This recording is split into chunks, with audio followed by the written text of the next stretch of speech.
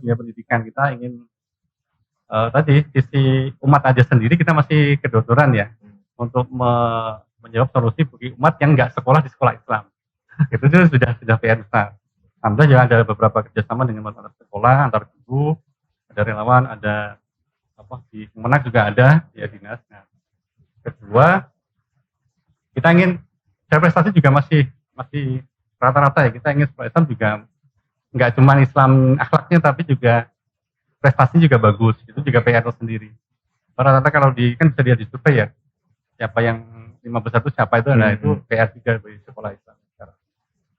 Jurnalis ya sama tadi dengan semangat tadi era modernity ya itu kita ingin media yang tadi bisa membangun keharmonisan tadi itu ya. Kalau masalah ngomongin masalah pasti banyak, tapi kita kenapa nggak ambil sisi kebaikan ya, kan untuk menipu bukan, tapi realnya kan ada dan banyak. Kita membangun kebersamaan tadi itu.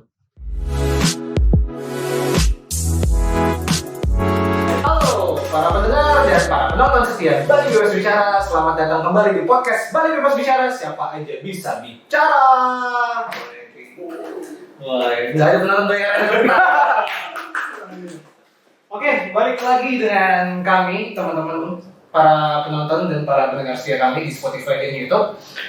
Kali ini dengan saya, Ricky Brahmana, yang memandu host. Mungkin di beberapa episode kemarin sudah teman-teman lihat kita dengan Kak Mila menelusuri beberapa tokoh-tokoh yang sangat luar biasa. Kali ini juga kita lagi berkunjung ke salah satu tokoh juga yang kita takzim nih sama beliau. Wah, insyaallah. Jadi untuk kali ini mungkin teman-teman saya perkenalkan dulu sebelumnya. Kali ini kita datang ke tempat kerja ya. Tempat kerja dari tempat beraktivitas dari Pak Saiful Sudri. Ya. Sebenarnya kita biasanya manggilnya Ustadz. Siapa yang baik? Iya, sesekali pokoknya itu bentuk kekaguman kami, jadi kita panggilnya Ustaz. Tapi berhubung mungkin teman-teman menyadari ada perbedaan, kali ini saya ditemani sama Pak Bos saya di sini, Pak Fauzan Al-Jundi. Bisa ini loh, menyapa teman-teman nggak? Halo sahabat semua, Bali Bebas Bicara. Jadi Mas Fauzan sama saya ini adalah dua orang yang bergerak di tim manajemen Era Madani, dan Pak Saiful Sudri yang adalah salah satu yang terus membina kita dari awal, dan nanti kita akan korek terkait dengan keterlibatannya beliau dalam eramadani.com. Nah, mungkin saya akan sedikit jelaskan kepada teman-teman semua dan juga yang ada di sini bahwa Era Madani sebagai media ini kita lihat umurnya ini sudah hampir sampai usia 1 tahun nih guys. Ya teman-teman semua, para pendengar dan para penonton setia kami di YouTube dan Spotify, kami sebagai media di luar dari podcast ini sudah bergerak di bidang media jurnalisme sekitar 1 tahun. Resminya itu secara 1 tahun, dan kali ini mumpung kita menuju ke 1 tahun nih, saya pengen membreakdown terkait dengan latar belakang kenapa sih akhirnya Era Madani ini harus tercipta atau terbentuk di Bali yang kita cintai ini. Ya teman-teman Bali Bebas Bicara bisa mendengarkan nanti apa-apa yang kira-kira menjadi hal yang mungkin bisa menjadi pelajaran bagi teman-teman agar nantinya ke depannya dunia independensi dari jurnalisme juga bisa lebih baik dan Era Madani bisa lebih baik ke depannya. Ini tuh dari latar belakang atau background yang ingin saya sampaikan. Baik, untuk itu kita harus tahu dulu sebelum membahas tentang Era Madani, kita mau menelisik lebih jauh tentang bintang tamu kita yang kali ini hadir di podcast kita yang udah episode ke-11. Kalau tidak salah, 12 ya? Episode ke-12 kali ini. Jadi Pak Saiful Sudri ini, boleh disapa juga Pak dari Bapak kepada teman-teman semua. Teman-teman Bali Bebas Bicara, kita lagi lebih top, lebih kreatif dan lebih sukses. Amin, luar biasa. Mungkin agak dideketin sedikit. Oh iya. Agak di set off, dimajuin. Ya, oke. Oke. Bersama Fauzan ini sebenarnya kita udah kenal lama ya sama Pak Saiful ya. Udah dari awal kali saya sih, kalau Mas Fauzan kan mungkin lebih lama di Era Madani. Mungkin begitu saya bergabung, orang pertama yang dikenalkan oleh Mas Fauzan, Pak Saiful ya dulu Mas ya. Jadi mungkin saya ingin tahu lebih detail dulu Pak terkait dengan Pak Saiful ini sebenarnya aslinya orang mana nih? Saya asli Jawa, Tulungagung. Asli Tulungagung ya. Dari kecil sampai SMA di Tulungagung. Habis itu baru melanjut kuliah di Jakarta 3 tahun, ambil perpajakan. Jadi backgroundnya pajak. Backgroundnya pajak kalau? Ya. Di pajak itu S1 berarti? Ambil D3, Prodip ya, Prodip, program diploma pajak STAN ya. Jadi ada pajak, ada STAN, ada sanksi, ada bea cukai. Saya ngambilnya di D3 perpajakan. D3 perpajakan. Itu sampai akhir 99 lulus langsung didinaskan di Denpasar. Oh gitu. Jadi ceritanya saya dulu ASN juga nih. Jadi nyampe ke Bali itu Iya. karena diberikan kesempatan untuk dinas di Iya. Bali, di Denpasar. Sebelumnya SMA-nya di mana, Pak? SMP SD di Tulungagung. Oh, SMP Sakit ya. SMA di Tulungagung. Ya. Awalnya kok milih perpajakan tuh gimana ceritanya? Ya mungkin orang tua atau teman-teman waktu itu kan ya sampai sekarang juga termasuk yang favorit ya. Apalagi sekarang kan langsung itu. Kemudian ambil pilihan pertama itu, kedua yang lain, ambil keterima STAN sama yang satunya. Sama orang tua mungkin namanya kamu ingin anaknya PNS lah ya, kan keren ya. Akhirnya ambilnya PNS. Kayaknya sampai sekarang juga orang tua kita mungkin kebanyakan ingin jadi PNS mungkin ya, Ya, mungkin. betul. Waktu itu pengennya di ini ya, di tadi kan IPA ya, Iya. ambil IPC karena pengen ambil psikologi waktu itu. Oh. Sampai ambil ambil kursus di Jogja. Ya, mungkin karena ketinggian pilihannya UGM di psikologi UGM, psikologi UNER, akhirnya keterima pilihan ketiga MIPA matematika di UNER. Terus, tapi nggak diambil, ambilnya di Ambilnya malah yang STAN. Iya, kalau di STAN kan emang sudah lebih terang untuk masuk ke ini ya, negara, Iya. negara. Masuk ke Iya, proses betul. negara. Tapi memang itu menjadi akhirnya mencintai pilihan itu apa gimana? Nah itu awal sebuah perjalanan saya mungkin karena kan jadi PNS nih dan AP, kemudian tahun 2012 saya resign juga akhirnya dari pajak gitu. 2000? 12 Oh, nggak lama ya berarti ya. 12 tahun dari ASN, ya mungkin banyak yang kaget karena dari PNS keuangan, kan ya, PNS di keuangan kan ya pada tahu lah gimana. Oke, sensitif ya untuk dibuka. Nah, kemudian ya pada kaget kok resign, ya mungkin karena panggilan hatinya pengen di sosial, ini resign dari sana. Berarti emang awalnya Bapak melihat memang di bidang tersebut ada yang mengganjal gitu ya? Soalnya enggak juga sih, kita kurang ingin lebih maksimal ya, ingin beraktivitas, ingin berkarya, lebih maksimal. Akhirnya kalau di PNS kan pagi, sore, terus kemudian target, aturan main, kemudian waktu, akhirnya ya sepertinya kurang cocok di sana lah. Meskipun teman-teman juga banyak yang enjoy berkarya di PNS juga, itu nggak masalah. Mungkin sayanya kurang pas, akhirnya Luar biasa sih. Berarti memang vibes-nya yang terlahir membuat Pak Saifus berarti pada saat di PNS itu lebih banyak mengikuti aturan, tapi ketika keluar ingin bergerak lebih untuk apa ya? Iya, di sosial itu kan maksudnya lebih banyak memberikan pengaturan. Sama di PNS juga kita ngatur waktu agar agar juga jalan, PNS-nya jalan, aktivitas sosial juga jalan. Ya, contoh kan ada ya, kami kan dulu aktif di dompet sosial madani ya, itu kan dibentuk tahun 2001. Jadi saya PNS itu 1999, 2001 sudah membentuk itu Bapak GSM. yang dari awal berarti di GSM ini? Sama beberapa teman zaman ayo untuk merintis GSM. Oke, berarti memang dari sekian belas tahun dari awal GSM berdiri, Bapak sudah memiliki dua fokus utama. Ya, betul. Ranah yang diambil ya di dompet sosial, sekaligus di apa namanya, di keuangan ya. Ya, PNS. Berarti apa yang mempengaruhi Bapak? Maksudnya kok dari perpajakan yang sebelumnya lebih ke IPA malah di sosial, ini tiga-tiganya kontradiktif. Mungkin. Ya mungkin sampai hari ini juga ibarat orang kan bahasa kerennya personal branding ya. Orang itu pengen apa nih? Kita tidak semua orang itu juga punya itu yang sama, karena ada orang yang mungkin general, ada orang yang ingin spesialis gitu ya. Nah, artinya berarti beberapa ngobrol sama teman itu saya termasuk yang general ya. Di PNS pajak juga ternyata juga nggak banget juga ngerti ya. Komputer juga tidak terlalu, tapi banyak ke general yang lebih ke sosial. Di sosial mungkin itu yang melatar belakangnya akhirnya menguatkan diri untuk resign di sana itu. misalkan tadi PNS 99 masuk, kemudian 2001 membuat DSM tadi dengan teman-teman, sampai akhirnya resign kan nggak butuh 1-2 hari kan, perlu waktu dengan orang tua, dengan keluarga. Puncaknya 2010 tadi, 2012 sudah Bismillah resign dari PNS, itu diantaranya gitu. Mungkin awalnya DSM itu berarti pengaruhnya gimana tuh Pak? Maksudnya Bapak melihat, memang sudah melihat pada saat itu peluang lembaga sosial ini lagi menarik, atau memang ada arahan yang Ya, jadi ceritanya sedikit Pak?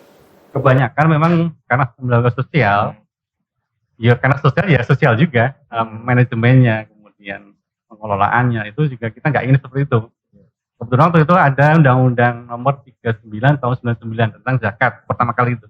Itu 99 gitu ya, undang-undang kita alhamdulillah di negara kita sudah ada undang-undang yang formal seperti itu. Nah, itu teman-teman pada bikin lembaga zakat. Ya, yang mungkin dari takmir masjid atau yayasan membuatlah lembaga zakat. Nah, waktu itu kita kumpul-kumpul sama teman-teman, ayo kita di Bali bikin dong lembaga zakat.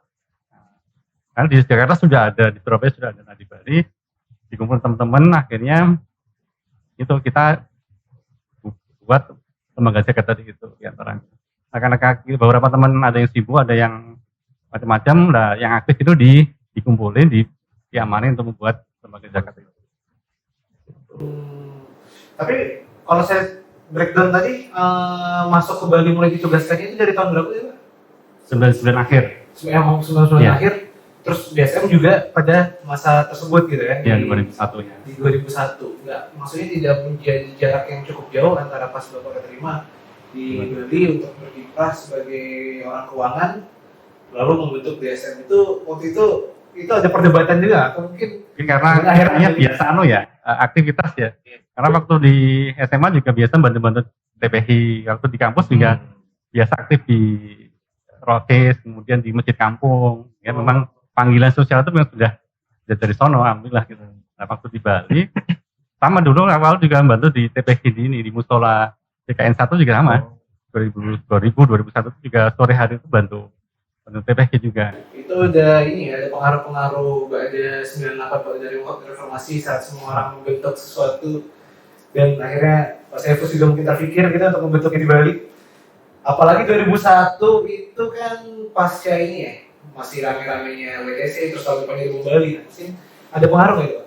Kalau tadi semangatnya mungkin nggak terlangsung ya, kita memang ingin bikin lembaga zakat ya. Baru waktu itu namanya Domain Sosial Muslim Bali.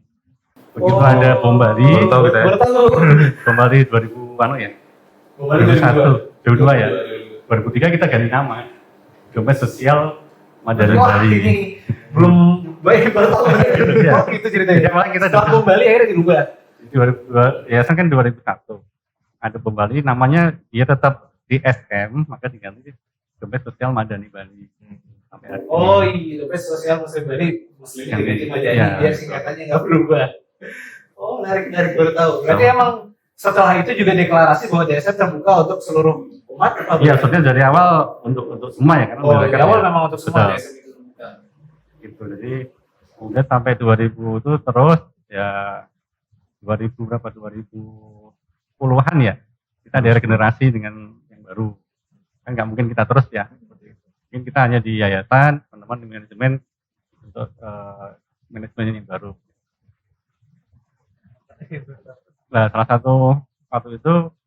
satu misinya itu adalah gini.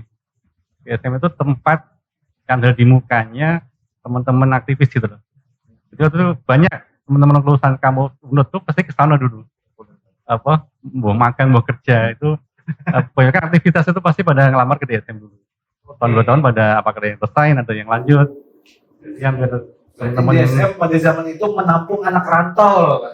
ya, Secara nggak langsung dia punya peran yang sangat luar biasa. Karena Ya. anak rantau biasanya di Bali kan butuh tempat Ya. bersambungan atau payung lah. Relawan desa. Iya, relawan akhirnya. aktivitas ada nyebut nama di antaranya banyak ada teman-teman dari kami FMI itu ternyata ada latihan kerjanya itu di DSM gitu. Dalamnya banyak di Bali sekarang.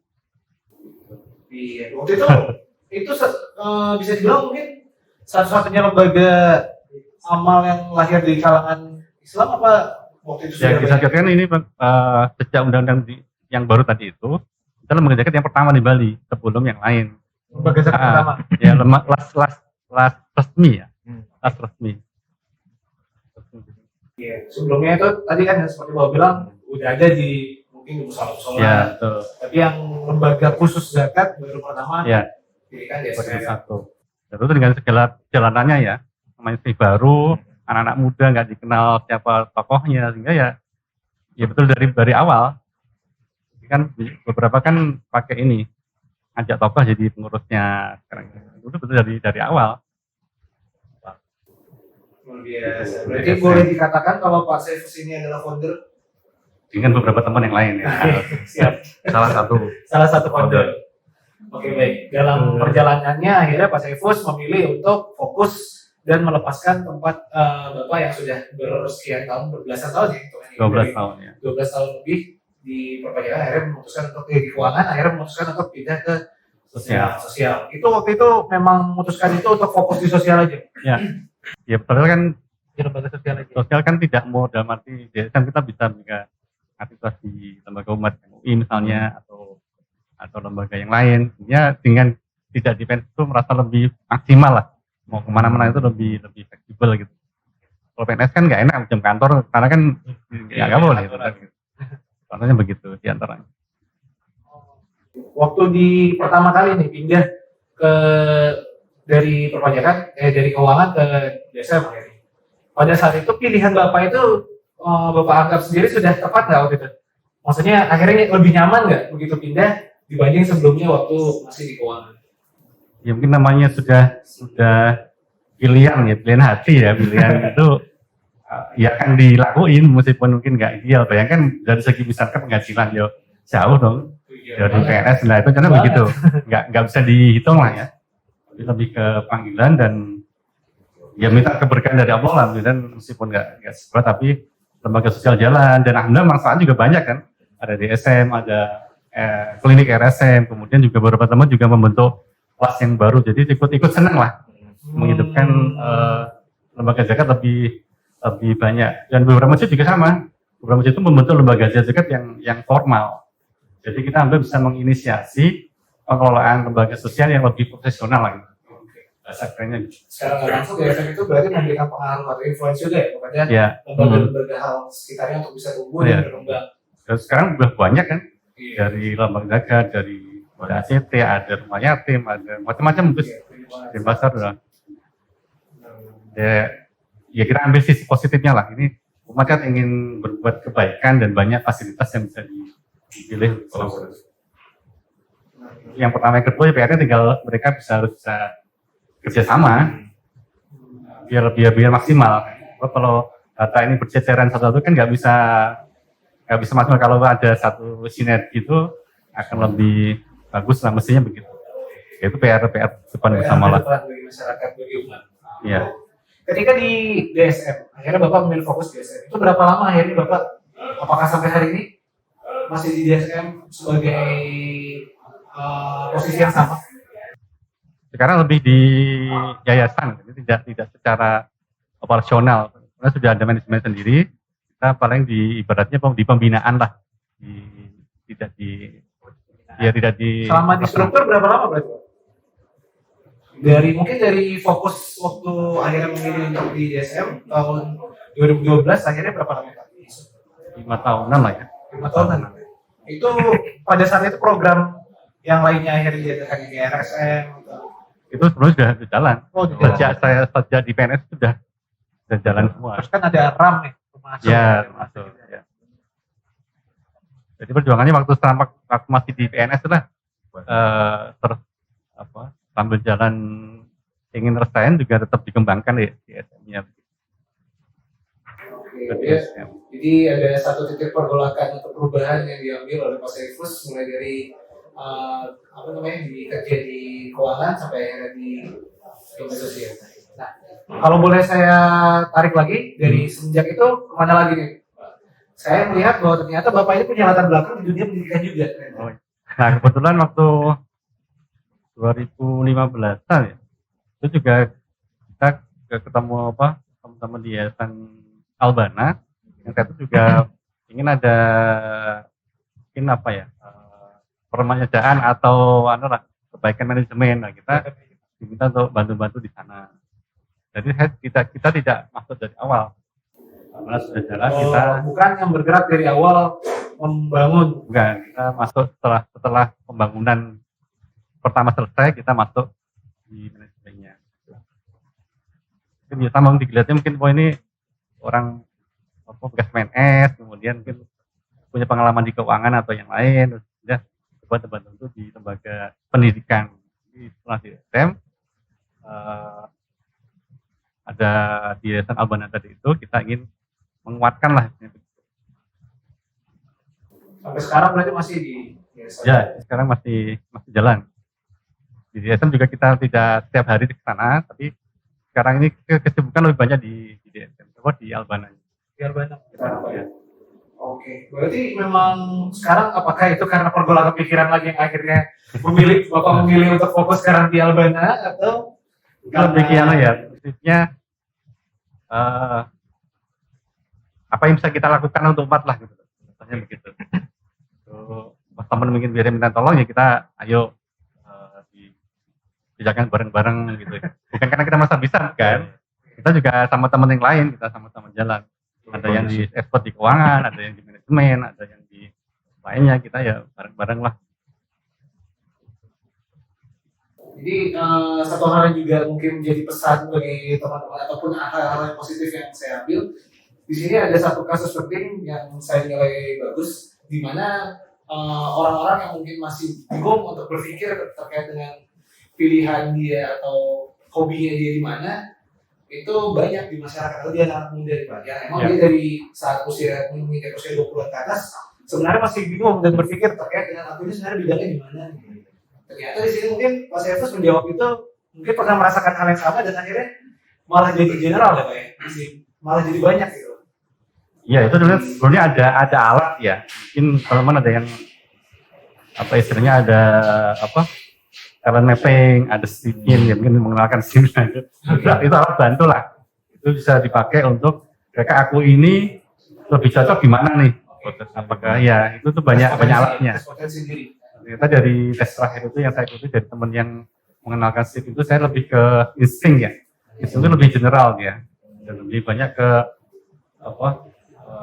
dan di general, lebih banyak ke sosial, dan sosial itu lebih kuat di sana. Dan seperti ini cocok di situ. Ya tinggal sekarang menekuni itu apakah di dalam di manajemennya sosialnya atau apa. Secara nggak langsung berarti mungkin istilahnya Pak Saifus ini gaul. Iya, kemana-mana. Mainnya di mana-mana. Tapi nggak kelihatan ini lebih di belakang layar bisa kelihatan. Tidak suka di tampangnya dilihat. Oh iya, benar. Tipikal ya berarti. Ya. Saya senang untuk bergerak di manapun saya bisa bermanfaat. Ya. Tapi kalau bisa saya menjadi orang yang bergerak di belakang. Orang apa yang bisa dilakukan untuk orang lain lah. Oke. Bisa kita lihat dari perjalanan Pak Saifus ini sudah bergerak di beberapa hal tadi ya, di perpajakan, sudah di keuangan, lalu lanjut ke sosial sampai akhirnya di pendidikan. Oke. Sekarang saya mau mulai masuk ke suatu pembahasan yang mungkin seperti yang saya singgung di awal tadi. Jadi Pak Saifus pernah di dompet sosial Madani. Nah, kata Madani ini entah kenapa keinput ke nama media kita nih ya, yang sebenarnya ada kaitan sejarah yang sepertinya perlu kita kulik bersama. Kita mau ada Mas Fauzan di sini. Saya pengen tanya lewat Mas Fauzan dulu terkait dengan cerita kenapa akhirnya Mas Fauzan ngajak saya ke Ramadhani sebenarnya. Latar belakangnya itu gimana? Mungkin dari Mas Fauzan dulu ya. Iya. Sebenarnya awalnya dulu saya sempat kerja di salah satu media. Cuma ada ketertarikan untuk menulis kegiatan-kegiatan sosial juga. Nah di situ saya dipertemukan sama Pak Saifus di tempat ini juga. Di tempat ini jadi ruangan deklarasi gitu. Okay. Jadi diajak untuk mengisi konten lah. Di sana kan sebelumnya udah terbentuk juga. Ada teman kita Mas Fatkur yang memang membentuk media online ini. Cuma konten-kontennya kan belum terisi tuh. saat saya di perusahaan media keliling-keliling nemuin kegiatan-kegiatan sosial, kalau ada waktu luang kan tak tulis. Jadi sebagai wadah untuk menulis kegiatan-kegiatan sosial di era Madani. Itu kalau nggak salah tahun 2016 kalau nggak salah sama Pak Saiful. 2016 Mas Fauzan berarti diajak untuk mengisi konten di era Madani yang sudah ada berarti. Era Madani sudah. Sebelumnya Mas Fauzan di media ini Tribun Bali, Kompas Media. Jadi buat informasi Mas Fauzan ini ex-Tribun berarti ya. Ex-Tribun yang akhirnya bergerak di era Madani.com.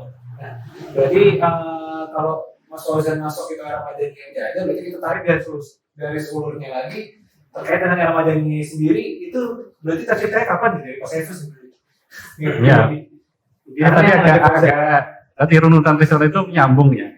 Kan kita ambil kan tadi dari nama ISM awal juga Madani. Ini kan ide society ya yang meskipun istilahnya mungkin Islam tapi diterima secara umum. Nah, kemudian waktu itu kita ISM itu buat buletin namanya buletin Madani juga. Dan terus jalan, terus kemudian saya berpikir begini waktu itu Madani ini kan media bersama, di mana ada suatu media bisa merangkum berbagai informasi seputar kegiatan umat di Bali. Gak cuma di SM, mungkin di ACT, di SM, masjid-masjid, masjid taklim, itu bisa terakumulasi di media ini. Sehingga betul-betul orang itu merasa satu pemberitaannya di media ada, kemudian semua beberapa daerah ataupun lembaga itu terinformasikan di situ. Waktu itu gitu, semangatnya begitu. Itu ya Madani itu bisa media umat di Bali. Di samping waktu itu juga teman-teman di MUI, IBA ya, juga buat lembaga. Mereka juga buat media lah ibaratnya. Iya, jadi kan media kan salah satu alat untuk ini. Tapi pada saat itu emang sudah di online. Apa teman-teman dari yang lain atau era Madani mungkin salah satu yang online pertama atau bagaimana? Awalnya dia cetak dulu, kemudian baru ke buletin dan online tadi itu. Kesininya akhirnya karena ini lembaga tidak bisa asal karena akhirnya dibuatlah era Madani sekarang ini, baik dari segi legal formalnya maupun aktivitasnya. Oke, tadi disebut sama Pak Saiful, mungkin bagi teman-teman yang belum tahu, Madani itu artinya masyarakat civil society ya. Civil society itu kalau dari kamus kita, civil society artinya masyarakat terbaik, masyarakat yang tidak ada penyelewengan, tidak ada kejahatan atau kezaliman dan lain-lain. Seperti itu. Atau bahasa Indonesia mungkin masyarakat beradab. Nah, jadi dengan kata Madani ini atau era Madani kita mengharapkan dengan media kita menciptakan sebuah era yang masyarakatnya Madani. Ya. Jadi kata Madani itu diambil dari civil society tadi yang sebenarnya juga kalau dari segi bahasa itu diambil dari kata Madinah. Madinah itu dari kata Madinah. Tahu berarti memang era Madani awalnya perpanjangan tangan mungkin kelanjutan ideal, juga ide-ide atau narasi dari media umat tadi itu lebih pada begitu. Tapi kalau Mas Fauzan dari sebelum era Madani dan Tribun, apakah memang suka media sampai akhirnya kok akhirnya milih untuk membangun era Madani dan bekerja di Tribun? Ya, jadi awalnya emang karena jurusan kuliah ya awalnya. Jurusan kuliah sama dengan Mas Riki juga di jurusan sejarah kita. Jadi di sejarah tuh kalau udah keluar pilihannya yang kita tahu waktu itu ya cuma dua. Antara jadi pendidik, guru, atau di media. Jadi awalnya keluarga itu kan kebanyakan guru ya. Jadi orang tua terutama bapak itu nggak usah lah di guru lagi, udah semuanya guru semua cari sesuatu yang berbeda. Akhirnya mau fokus di penulisan itu. Kita diajarin juga teknik penulisan, akhirnya berkembang masuk ke perusahaan media dan juga ini bantu-bantu di kegiatan sosial masyarakat itu. Karena kita berpikir di Bali ini kan umat, tadi kan dibilang media umat, kegiatan itu banyak.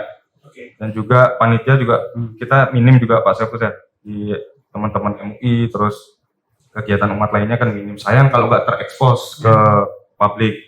Makanya di situ ya udah ini kan jasa kita untuk bisa memperluas menyebarkan nilai-nilai kebaikan dari kegiatan-kegiatan sosial yang dibangun sama teman-teman masyarakat. Itu sih awal. Berarti kalau saya boleh narik kesimpulan yang mungkin agak nakal, Mas Fauzan ini di era Madani untuk bisa menulis berita-berita yang nggak bisa masuk ke Tribun. Apakah seperti itu mungkin Mas? Kalau itu sih ya salah satunya ada juga. Oke.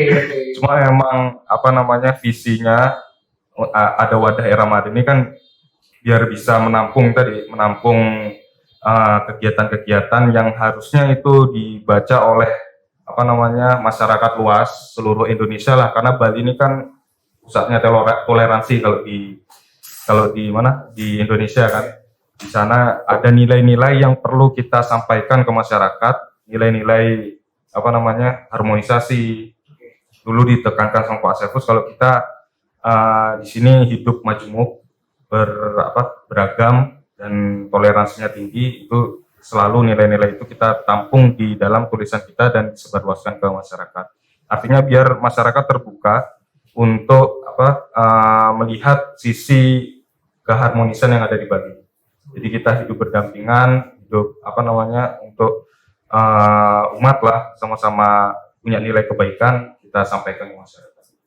Oke. Nah dari Mas Saifus sendiri berarti kan di tengah perjalanan akhirnya mengajak Mas Fauzan ya. Berarti. Awal kali Pak Saifus ini berpikir mungkin dari yang pas buletin, terus akhirnya bergerak di web lewat eramadani.com ini memang awalnya itu terpikir untuk menyebarkan mungkin perpanjangan media dari DSM tadi, atau memang Pak Saifus sendiri ada ketertarikan di hal-hal yang bersifat jurnalistik untuk menyebarkan informasi di media? Ya mungkin kan tipenya bukan expert saya di bidang jurnalis atau lebih dari itu ya. Kita lebih ke kita ingin berpikir atau tadi sumbangsi untuk umat apa. Kita ketemu teman-teman di bidangnya, dan Mas Fauzan tadi itu. Nah, ini ada nih kondisinya begini nih, bisa dikerjain apa nih? Jadi kita hanya pengkonsepnya atau ide-idenya, terus eksekusinya monggo teman-teman yang terusin lah. Kalau cocok mau lanjut, nggak cocok ya ambil jalan yang lain. Prinsipnya tadi bentuk perhatian kita atau harapan umat itu seperti apa? Itu kan nggak harus kita melaksanakan sendiri. Kita ajak teman-teman yang punya potensi di sana, kemudian kita teruskan. Ini kalau mau dikembangkan banyak, nggak cuma tadi di SM, ada kita juga perintis sebuah BM itu juga ada koperasi. Jadi nggak cuma itu. Jadi iya, sama Pak Saifus banyak sekali. Tapi itu ada kadang tadi mungkin bahasa kasarnya banyak maunya tapi kurang kemampuannya gitu. kita ajak orang lain. Yang mahal kan ide ya. Maksudnya orang mungkin pintar banyak atau banyak, tapi mengkombinasikan biar itu dapat untuk umat itu apa. Jadi tadi dari hal mungkin agak ringan media, maka Mas Jan atau yang Mas Riki misalkan, nanti bidang lain lagi mungkin kesehatan ketemu siapa. Jadi kita lebih ke tadi berpikir dan bergaul dengan masyarakat, menemukan sebuah titik problem, apa yang bisa kita lakukan untuk umat gitu.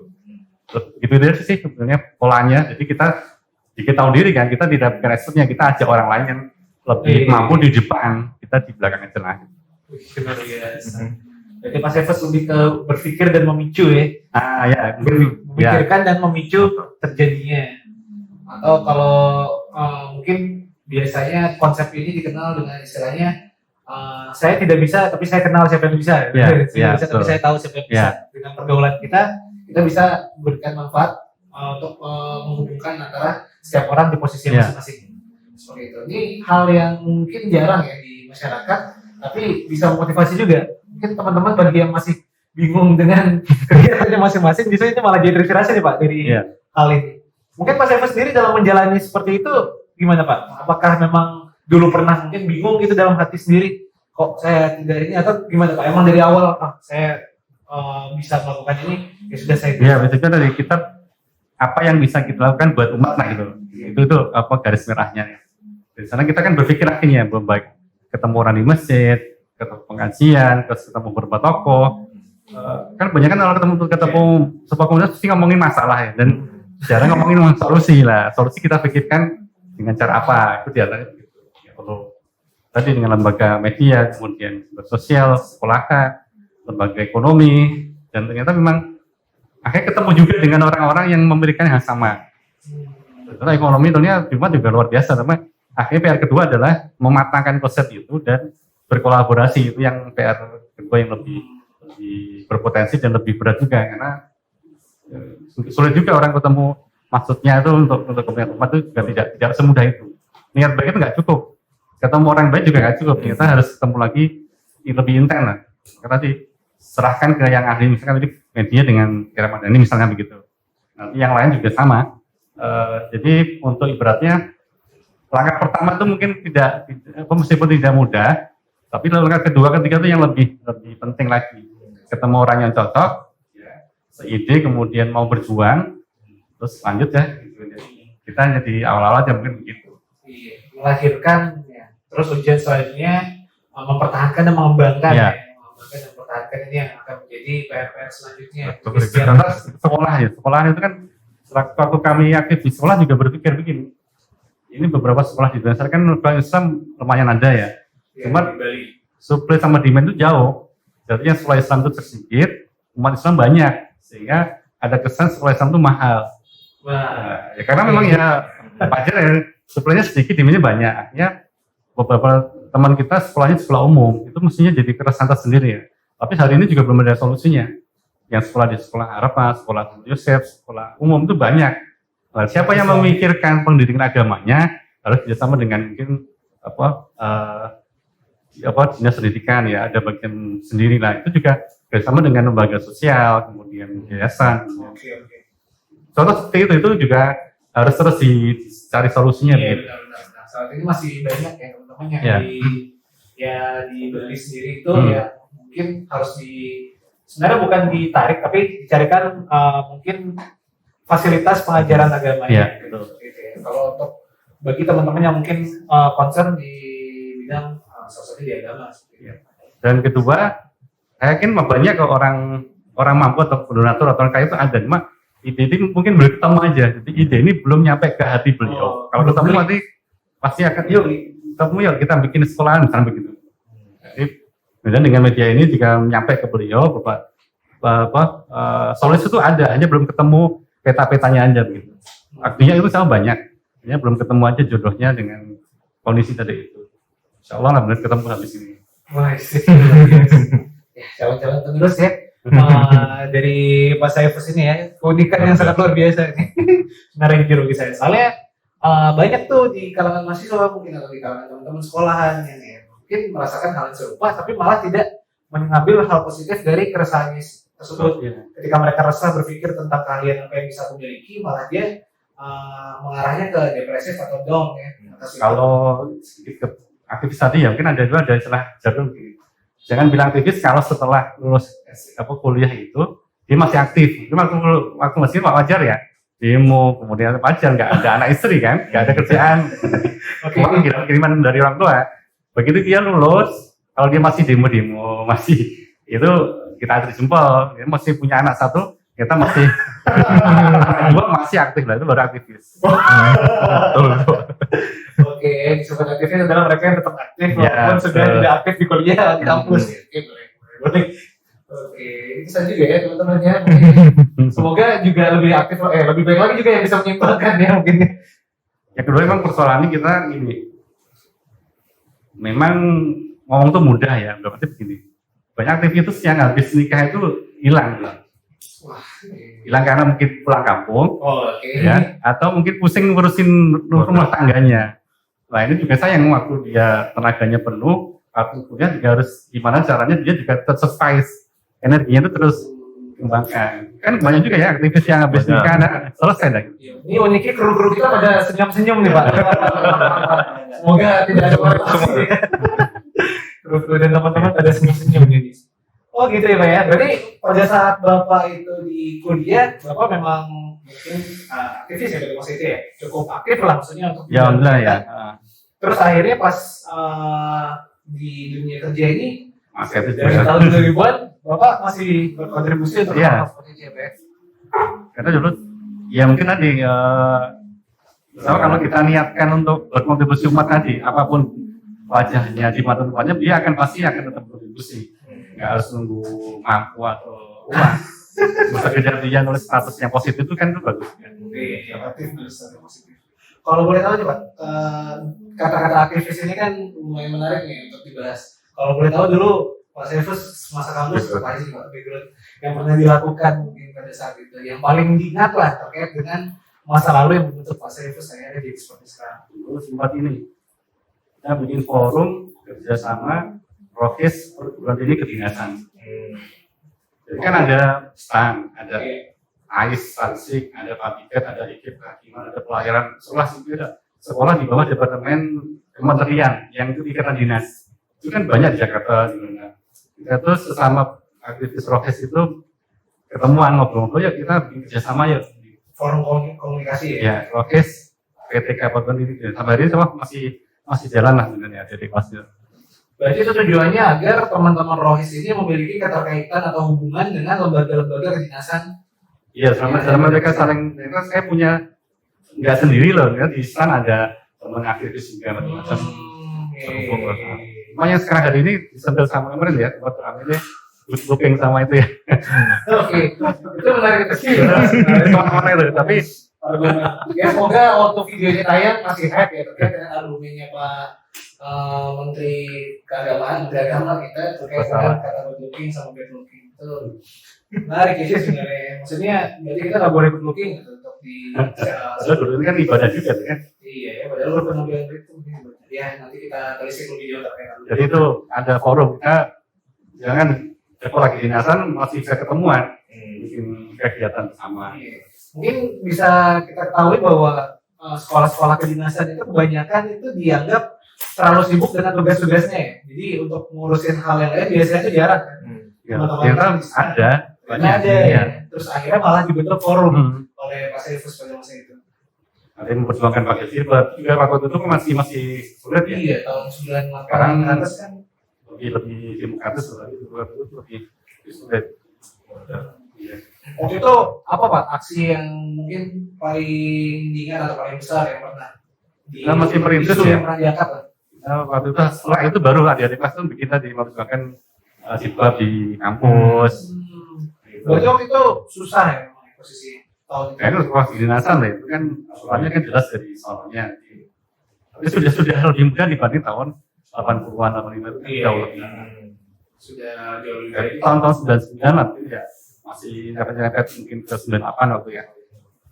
Nah, Pak Saifus yang tadinya di daerah di lingkungan Pak Saifus yang seperti itu terus kuliah dengan juga orang-orang yang Pak Saifus temui dan yang dihasilkan oleh Pak Saifus juga aktivis keislaman, nyampe Bali gimana nih Pak Saifus? Kalau boleh tahu.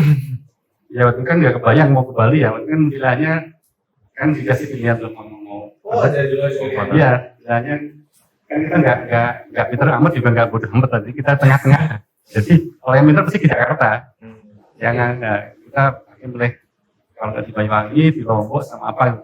Itu ternyata bilangnya SK-nya di Bali. Saya di Bali. Ya nggak kebayang sih waktu itu. Oh, Bayangannya kaget tuh. tapi sebulan 2 bulan akhirnya ya teman-teman juga di sini. Oh, begitu nyampe Bali akhirnya juga ketemu lingkungan Iya. yang membuat itu tadi. Iya. Ya lebih lemah, lebih mungkin kita bersyukur ya di Bali, selain mungkin tadi heterogen, kita juga lebih semangat untuk berdakwah. Ya. Umat Islam juga oke. Justru PR sekarang ini dulu sempat ada jargon nih. Ini PR bersama kita ya. Jadi wajar kalau kita tuh dianggap tetangga yang baik atau teman, kalau kita tuh silaturahim ke rumah orang kan. Wajar, maksudnya kan pasti ya. Nah, masalahnya adalah kita ini mungkin kurang dianggap diterima kalau mereka nggak pernah masuk ke rumah teman-teman Bali. Padahal nggak salah. Ini kan apa? Ini wajar kan?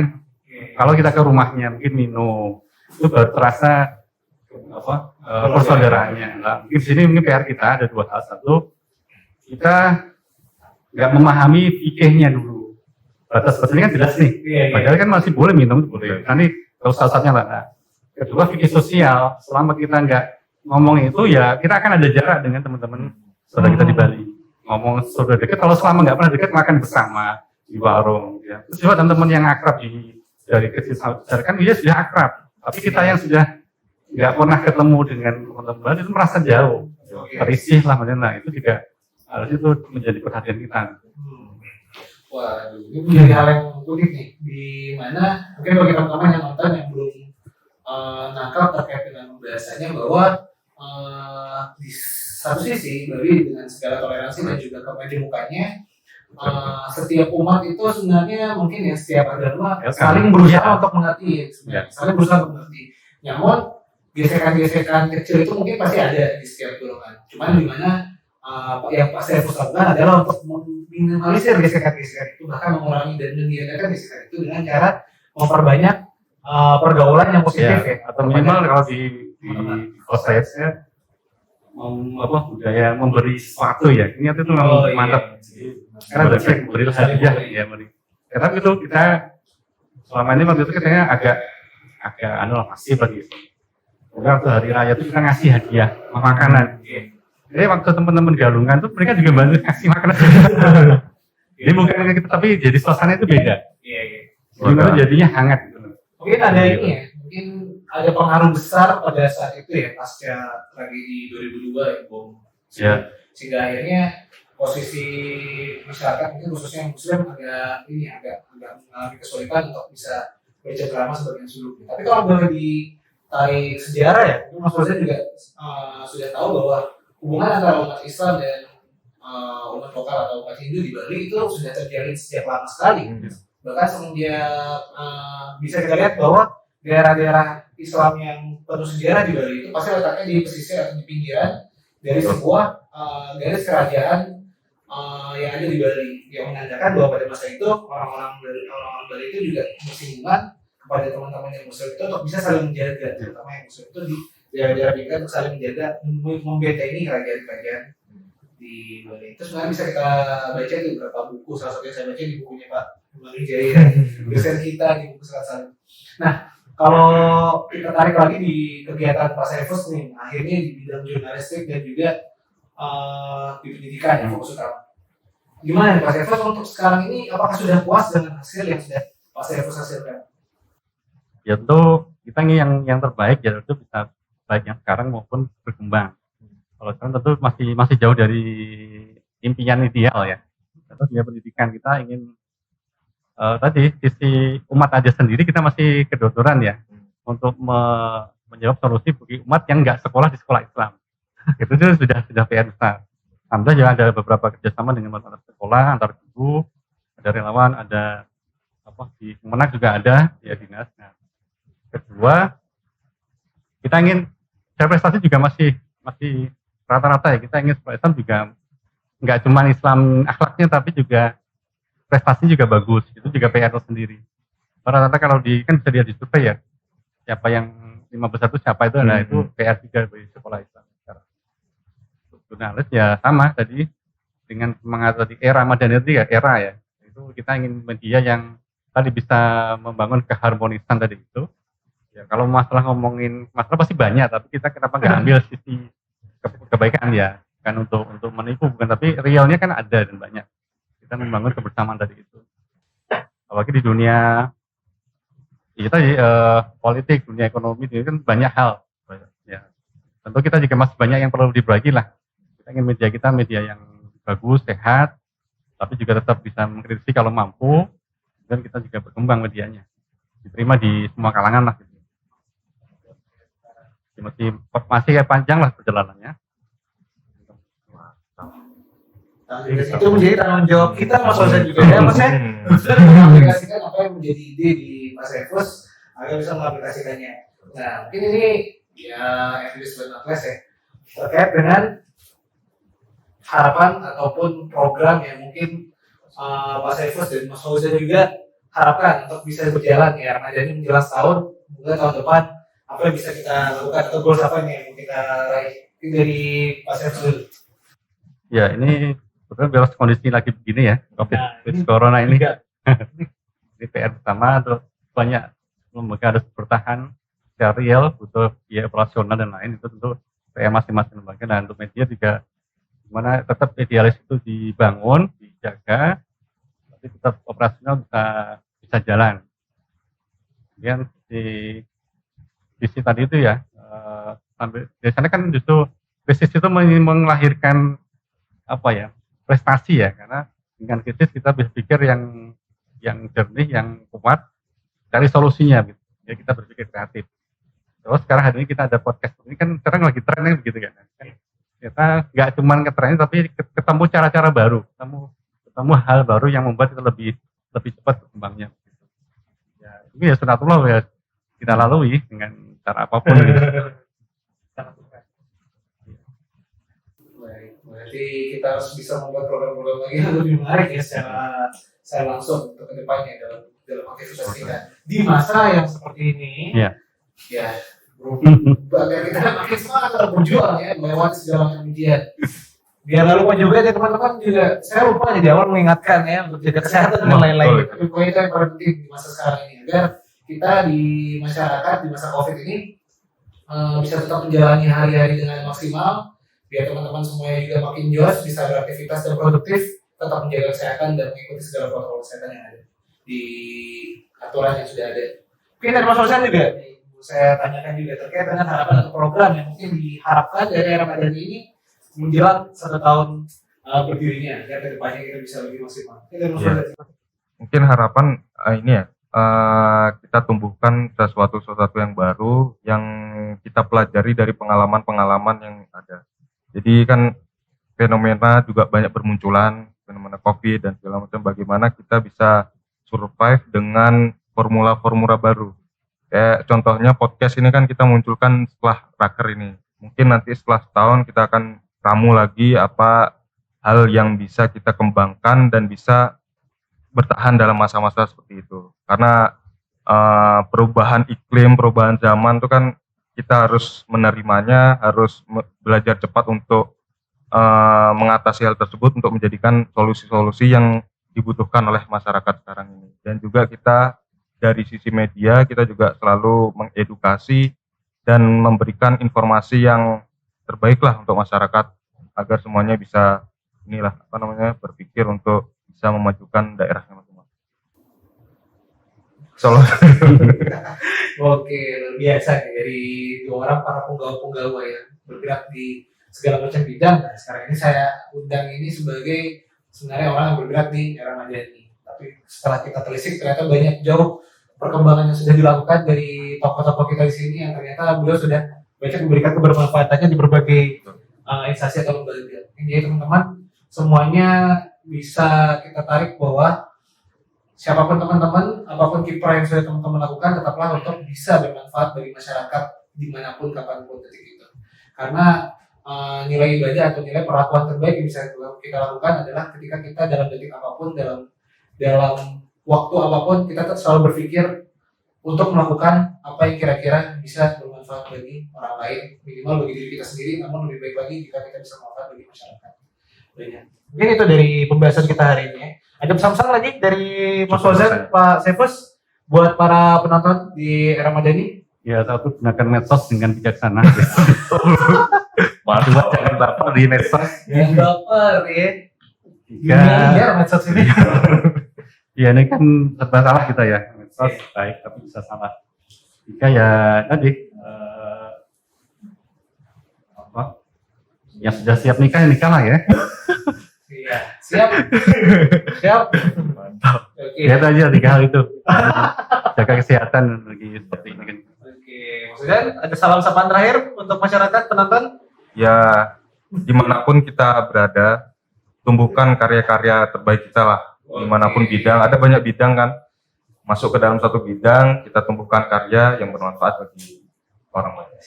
Oke, siap ya. Para kru juga berkata siap secara langsung. Baik, oke itu pembicaraan kita dalam episode kali ini di podcast Bali Berbicara. Pembicaraan yang menarik bagi teman-teman semua yang ingin tahu lebih banyak terkait dengan Pak Saifus dan Mas Fauzan ya sebagai penggawa-penggawa di era Madani. Jadi teman-teman bisa nanti cek terus di website kita eramadi.com di mana kami terus berusaha untuk menghadirkan konten-konten yang bermanfaat bagi para pembaca semua, dan juga kita akan terus berinovasi agar menghasilkan karya-karya baru kita, karya-karya terbaik kita untuk bisa diterima masyarakat sebagai sesuatu yang bermanfaat. Sekian dari podcast kali ini. Tetap stay tune teman-teman semua di Spotify dan juga di YouTube kita. Cek di YouTube di linknya, nanti editor ya masukin di bawah ya linknya, link dari YouTube kita di podcast Bali Berbicara di channel YouTube Era Madani juga bisa dilihat di Spotify. Semuanya teman-teman stay healthy, jaga kesehatan. Kita salam semua kita ucapkan penggawa kita tadi dengan istilah Sampai jumpa kembali di podcast Balik Bebas Bicara. Siapa aja bisa bicara. Oke teman-teman semua, semoga kita bisa bertemu dalam episode selanjutnya dan stay tune tetap di podcast Balik Bebas Bicara. Siapa aja bisa bicara. Wah.